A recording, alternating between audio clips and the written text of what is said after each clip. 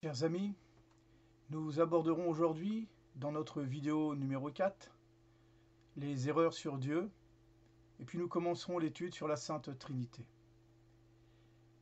Nous avons vu jusqu'à présent l'existence de Dieu, la nature de Dieu, qu'on appelle l'acéité. Dieu existe par lui-même, les attributs ou les perfections de Dieu. Nous avons essayé de montrer ce qu'était la création pour Dieu et cette œuvre qu'il prolonge à travers la création qu'on appelle la providence. Nous avons montré que dans l'œuvre même de la providence, Dieu ne cause pas le mal, mais le mal a pour origine un abus de la liberté de l'homme. Nous avons donc essayé un peu de cerner ce qu'est Dieu. Il nous reste à voir peut-être brièvement quelques erreurs qui ont été formulées à propos de Dieu. La première erreur, cher ami, qu'on appelle l'athéisme, du grec a et théos, qui veut dire il n'y a pas de Dieu, Dieu n'existe pas. Les choses existent sur cette terre, mais Dieu, lui, n'existe pas.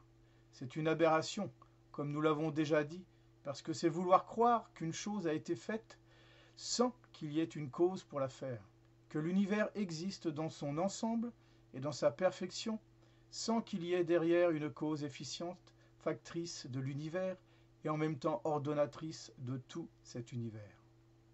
Dieu n'existe pas, c'est l'athéisme. C'est une absurdité intellectuelle qui va non seulement contre la foi, c'est-à-dire contre le fait que Dieu existe et qu'il faille le croire, mais qui va même contre la raison. Dire que Dieu n'existe pas, cela va contre la raison, parce que la raison elle-même, à l'observation de tout ce qui nous entoure, en vient à conclure que Dieu existe et que ça n'est pas possible autrement. Première erreur donc, l'athéisme, chers amis. La deuxième erreur consiste à dire que puisque Dieu donne à toute chose son existence, alors toute existence vient de Dieu. Autrement dit, même toute existence est Dieu, donc toute chose est Dieu. Nous sommes tous comme des émanations de Dieu, tout est Dieu. C'est ce que l'on appelle le panthéisme, avec toujours cette même racine théos qui signifie Dieu en grec, et ici pan en grec qui veut dire tout, panthéos, panthéisme. Tout est Dieu. Dire que tout est Dieu, c'est dire que je suis Dieu, c'est-à-dire que j'en arrive à cette absurdité lorsque je combats quelque chose ou que je combats quelqu'un, et bien de dire que Dieu combat Dieu. Alors, qu'est-ce que c'est que Dieu, sinon cette espèce d'immense magma finalement ? Et c'est une compréhension de Dieu bien trop matérialiste qui consisterait à faire de Dieu une espèce d'étendue par laquelle et dans laquelle tout existerait. Mais Dieu serait donc comme quelque chose inconsistant et en même temps une émanation d'une quantité de choses. Donc Dieu ne serait jamais identique à lui-même, jamais égal à lui-même. Il n'aurait donc aucune perfection et ne serait pas Dieu. Le panthéisme donc finalement en vient à nier que Dieu soit Dieu. Une troisième erreur, chers amis, qui est beaucoup plus courante, surtout dans l'Empire romain, dans l'Empire grec, c'est le polythéisme. Là encore, des racines grecques, poly qui veut dire plusieurs, il y a plusieurs dieux. Alors c'est une erreur, parce que s'il y a plusieurs dieux, il y a une hiérarchie, ou alors il n'y a pas d'hiérarchie. Alors s'il y a une hiérarchie, c'est clair, il y a un premier, et s'il y a un premier, ce premier est Dieu, mais le deuxième n'est pas Dieu. Le premier a une perfection que le deuxième n'a pas, puisqu'il est deuxième, c'est-à-dire qu'il lui manque quelque chose. Or, s'il lui manque quelque chose, il n'est pas Dieu. Donc le véritable polythéisme n'a pas de sens. À la limite, ça aurait plus de sens de parler de demi-dieu et d'un seul Dieu. Mais il ne peut y avoir qu'un seul Dieu qui a toutes les perfections. Si les autres viennent après lui, alors les autres n'ont pas toutes les perfections. Et ils ne sont pas Dieu. Il leur manque quelque chose, donc ils ont une imperfection, donc ils ne sont pas Dieu. Alors il serait plus subtil de dire dans ce cas-là, nous sommes polythéistes, mais tous les dieux s'équivalent. Mais là encore, c'est une absurdité. Si tous les dieux s'équivalent, alors pourquoi sont-ils plusieurs ? Car s'il y a deux dieux, je peux les distinguer l'un de l'autre. Et si je peux les distinguer l'un de l'autre, c'est que l'un a quelque chose que l'autre n'a pas. Car s'il était absolument identique, ils seraient confondus. Non seulement je les confondrais, mais ils seraient confondus. Pour nous, c'est difficile à nous représenter, parce que nous pensons immédiatement au cas des jumeaux. et des vrais jumeaux. Et nous nous disons, ces jumeaux, voyez, je les confonds. Mais eux, ils ne se confondent pas. Pourquoi? Parce qu'ils ont des lieux différents. L'un est à droite et l'autre est à gauche. Et cela me suffit pour les distinguer l'un de l'autre, et dire de l'un qu'il occupe un lieu que l'autre n'occupe pas. Mais Dieu n'a pas de corps, donc il n'y a pas de distinction de lieu en Dieu. Il ne peut donc y avoir de Dieu que qui soit absolument identique, car cela n'a aucun sens. S'ils sont deux, il y a quelque chose qui les distingue l'un de l'autre. Ensuite, on rencontre une erreur que l'on a appelée le dualisme ou le manichéisme, qui consiste à dire il y a finalement deux dieux, le dieu du bien et le dieu du mal, et ces deux dieux se combattent sans cesse sur la terre, justement, et se partagent l'empire des choses et l'empire des hommes. Alors cette façon de voir a pu, comment dire, être aperçue de multiples façons. Le dieu du mal est le dieu, par exemple, de la matière, chez les cathares. Le dieu du mal a fait le mariage et la procréation. Voilà les cathares, parce que c'est matériel. Le dieu du bien, lui, est un dieu purement spirituel, mais nous l'avons vu, Dieu a tout fait et toutes les choses sont bonnes, même les choses corporelles. Dieu fit le ciel et la terre et il vit que ces choses étaient bonnes. Donc la création dans son ensemble, matériel et spirituel, est bonne. La matière n'est pas un mal, chers amis. Et comme nous l'avons vu la dernière fois, le mal ne vient pas de Dieu, et il ne vient pas même d'un autre Dieu. Ce serait finalement rejeter toute la responsabilité de l'homme. Le mal sur cette terre vient de l'abus de la liberté. Il n'y a donc pas un Dieu du mal. En revanche, il est vrai de dire qu'il y a un démon. Il y a plusieurs démons qui cherchent à faire tomber l'homme, c'est-à-dire qui provoquent l'homme au mal, mais ils ne sont pas la cause du mal. Ils sont une occasion de mal, ils sont une provocation au mal peut-être, mais ils ne font pas le mal. L'homme seul, par l'abus de sa liberté, fait le mal. Une autre erreur s'appelle le déisme, erreur que l'on a rencontrée plus particulièrement au XVIIIe siècle, siècle des Lumières. On veut bien reconnaître que Dieu existe, on veut bien reconnaître qu'il y a un Dieu, parce qu'on est intelligent, et on ne peut pas faire autrement, mais on dit on ne sait rien de ce Dieu, il ne s'est pas révélé, il ne s'est pas fait connaître. Alors pour cela, il suffit simplement d'ouvrir la Bible et de voir tout ce qui est dit dans la Bible. Il suffit même de confronter tout ce qui est dit dans la Bible avec ce qui est pour s'apercevoir que Dieu s'est révélé.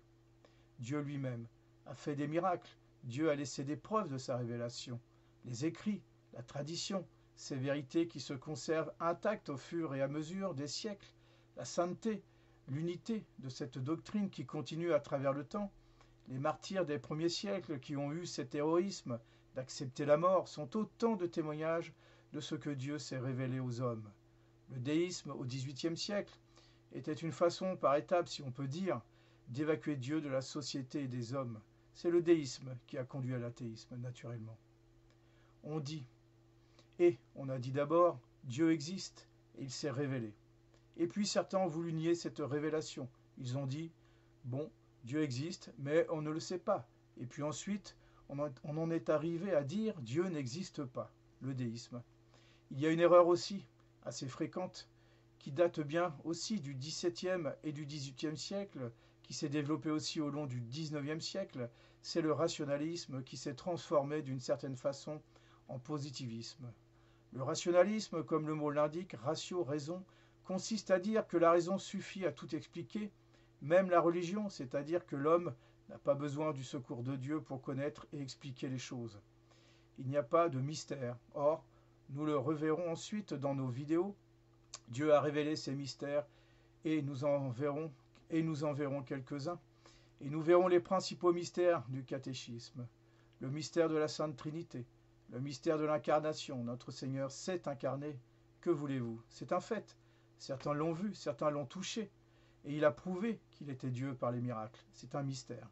Dieu est mort sur la croix. Notre Seigneur s'est laissé crucifier pour offrir sa vie en rédemption, c'est-à-dire en rachat des hommes. C'est un mystère. Les vérités que Dieu a données à ses apôtres, et ces 12 apôtres continuent d'être enseignés de la même façon que les 12 apôtres il y a 25 siècles. C'est bien là un mystère que cette continuation de la doctrine catholique, que cette perpétuation de la doctrine apostolique et divine, c'est aussi un mystère. Et nous en verrons bien d'autres des mystères. Les mystères existent et notre raison ne peut pas et ne suffit pas à les expliquer. Le rationalisme, chers amis, finalement, poussé à son excès, conduit à faire une religion de l'homme, puisque la raison peut tout expliquer. Cette fameuse déesse raison que l'on a osé même cultiver, si l'on peut dire, dans la cathédrale de Paris au temps de la Révolution. Cette déesse raison a abouti à ce que l'homme prenne la place de Dieu. Et ce n'est pas aujourd'hui au culte de l'homme que l'on assiste ? Pardon, et n'est-ce pas aujourd'hui au culte de l'homme que l'on assiste ? Les droits de l'homme, le culte de la religion moderne, n'est-il pas entièrement tourné vers l'homme ? La liberté d'expression que l'on revendique tant, la liberté absolue, l'égalité et la fraternité, n'est-ce pas là la religion de l'homme ? Conséquence naturelle d'un rationalisme qui a voulu poser la raison au-dessus des mystères, ou plutôt effacer les mystères et placer à la place de Dieu l'homme. C'est le rationalisme. Hélas, la décadence dans laquelle nous vivons aujourd'hui suffit à manifester par les faits que ce rationalisme est une absurdité. Le positivisme est une autre forme, si l'on peut dire, de ce rationalisme. Le positivisme consiste à dire, tout comme le rationalisme, la raison va expliquer, mais très précisément, non pas par la philosophie, mais par la science. La science suffit à tout expliquer. C'est là la science qui aura le dernier mot. Une espèce de scientisme qui consiste par là à évacuer Dieu et à rendre compte de toutes les lois physiques. Ainsi, la science va évacuer petit à petit Dieu parce qu'elle ne peut pas le voir, parce qu'elle ne peut pas l'entendre ni le toucher. Dieu est un esprit, donc elle ne rentre pas dans les conditions de la science, car la science ne s'occupe que de ce qui est matériel, ou plus exactement même mathématique, mais certainement pas de ce qui est spirituel. L'âme n'appartient pas à la science, ou alors on va réduire l'âme de l'homme à un objet purement scientifique, par la psychanalyse finalement, mais en évacuant tout ce qu'il pourrait y avoir encore de spirituel. Et puis, tout ce que la science ne peut pas montrer, tout cela sont des chimères. Le bon Dieu se joue de l'homme, parce qu'il a laissé au positivisme et aux scientistes, on peut bien dire du 19e siècle et surtout du 20e siècle et même du 21e siècle, époque à laquelle la science fait des bonds prodigieux et merveille d'une certaine façon. Mais le bon Dieu nous a laissé un témoignage en disant « Je suis Dieu et je suis au-dessus de la science ». C'est le Saint-Suaire que le scientifique examine en toute honnêteté, le Saint-Suaire bien sûr. Il se verra dépassé scientifiquement par cette simple œuvre et sera normalement obligé de courber sa science devant une science qui le dépasse, la science divine ou la théologie. Abordons, chers amis, maintenant à présent la Sainte Trinité. Je crois en Dieu, le Père Tout-Puissant, Créateur du ciel et de la terre. Nous avons jusqu'à présent montré que Dieu existe, et même démontré que Dieu existe. Et nous avons montré les attributs et les qualités de Dieu. Et puis nous venons de montrer aussi les erreurs sur Dieu. Tout ce que nous avons dit sur Dieu, la raison humaine peut l'atteindre en partie. Mais s'il y a une chose que la raison humaine ne peut absolument pas atteindre, c'est l'intimité de Dieu. C'est la vie qui circule en Dieu. Qu'est-ce que Dieu est ? Cela seule la théologie, et donc ici le catéchisme peut y répondre. Qu'est-ce que Dieu ? La réponse à cette question nous introduit dans un mystère bien plus grand qui dépasse la raison. C'est le mystère de la Sainte Trinité. Mystère qui dépasse la raison, mais qui ne contredit pas la raison. C'est ce qu'ont montré les théologiens, et particulièrement saint Thomas d'Aquin au XIIIe siècle. Les mystères qui sont des vérités révélées ne viennent pas contredire la raison. Autrement, ce serait une absurdité, et nous ne pourrions pas y croire. Ils iraient contre notre nature. Mais les mystères que Dieu nous révèle, tout en n'étant pas contre la raison, dépassent la raison, parce que notre intelligence n'est que créée. Si bien que ce que notre intelligence ne peut pas connaître, parce que cela le dépasse, Dieu le révèle. Et le mystère de la Sainte Trinité, ce mystère qui dit la vie divine, qui dit toute l'intimité de Dieu, est un mystère qui nous dépasse infiniment. Et l'on pourrait prendre une comparaison. Pour l'homme, ce qui fait son intimité, et ce qui fait même toute la vie de l'âme de l'homme, dépasse infiniment ce que peut penser l'homme, ce que peut imaginer l'homme d'un simple animal. Il y a un fossé entre l'animal et l'homme, et l'animal est incapable de connaître ce qui se passe à l'intime de l'homme, parce que les natures sont totalement distinctes, distantes les unes des autres. Et bien de même, entre Dieu et l'homme, il y a un fossé qui nous sépare, qui nous rend l'intimité divine inaccessible par nos propres forces. Dieu donc se révèle et nous dit son intimité. C'est le mystère de la Sainte Trinité. C'est le mystère d'un seul Dieu en trois personnes. C'est ainsi que le catéchisme le définit. Un seul Dieu en trois personnes. Et c'est ce qu'il va nous falloir essayer d'exposer, d'expliquer, de comprendre. Est-ce impossible? Cela nous dépasse. Mais Dieu l'ayant révélé par les outils de notre raison, nous essayons de montrer déjà comment cela ne contredit pas la raison et comment ce mystère, en nous dépassant, en même temps nous enrichit. Car c'est pour nous que Dieu nous révèle ce mystère.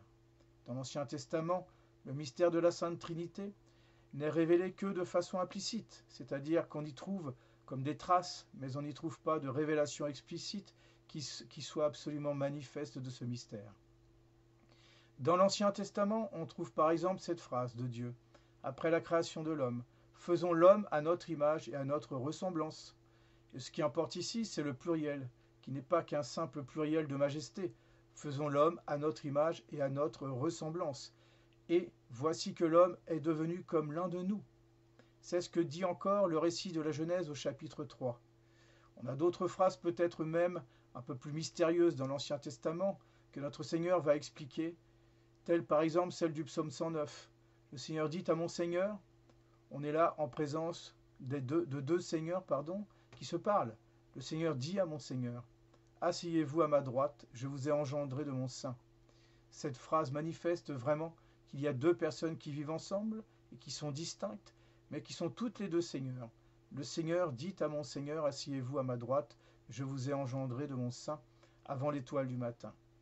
Il y a aussi dans la vision d'Isaïe cette autre manifestation implicite du mystère de la Sainte Trinité, puisqu'Isaïe voit dans les cieux les anges dire « Saint, Saint, Saint est le Seigneur Dieu des armées, 3 fois saint ». Mais rien d'explicite. Il a fallu donc attendre le Nouveau Testament et notre Seigneur Jésus-Christ pour avoir la révélation explicite, c'est-à-dire manifeste, claire, de ce mystère de la Sainte Trinité. Lorsque notre Seigneur Jésus-Christ envoie par exemple ses apôtres en mission par toute la terre, « Allez, dit-il, baptisez les nations au nom du Père, du Fils et du Saint-Esprit ». Et Saint Jean, dans une de ses épîtres, s'exprimera de façon tout aussi explicite, et cela vient de l'enseignement qu'il a reçu de Jésus-Christ. Saint Jean écrit, « Il y en a 3 qui rendent témoignage dans le ciel, le Père, le Fils et le Saint-Esprit. » Et il ajoute, « Et ces 3 sont un. » Voilà donc exposé le mystère de la Sainte Trinité. Mystère donc de 3 personnes, le Père, le Fils et le Saint-Esprit, en une seule nature, Dieu. Tout cela pour dire qu'il n'y a qu'un Dieu, et non pas 3 dieux, mais qui dit à 3 personnes et non pas une personne. Car quelqu'un pourrait objecter que 3 ne font pas 1. Du reste, si un professeur de mathématiques venait à écrire que 3 fait 1, ses élèves ne le comprendraient plus. C'est une absurdité. 3, ce n'est pas 1, puisque c'est 3. Dans le mystère de la Sainte Trinité, 3 n'est pas égal à 1, parce qu'il n'y a pas 3 natures en Dieu. Il y a 3 personnes, parce qu'il n'y a pas qu'une personne en Dieu. Il y a une nature. Donc ces 3 personnes ne font qu'une nature, mais autre la personne, autre la nature. C'est là le mystère qu'il va nous falloir approfondir, chers amis. Mais pour l'instant, retenons simplement que le mystère de la Sainte Trinité, c'est le mystère de Dieu, d'un seul Dieu en 3 personnes. La prochaine fois, chers amis, nous continuerons notre étude sur la Sainte Trinité. Une synthèse en PDF de cette vidéo est disponible sur simple demande en nous écrivant sur l'email qui figure dans le descriptif de cette vidéo. Je vous souhaite un bon courage et vous dis à bientôt, chers amis.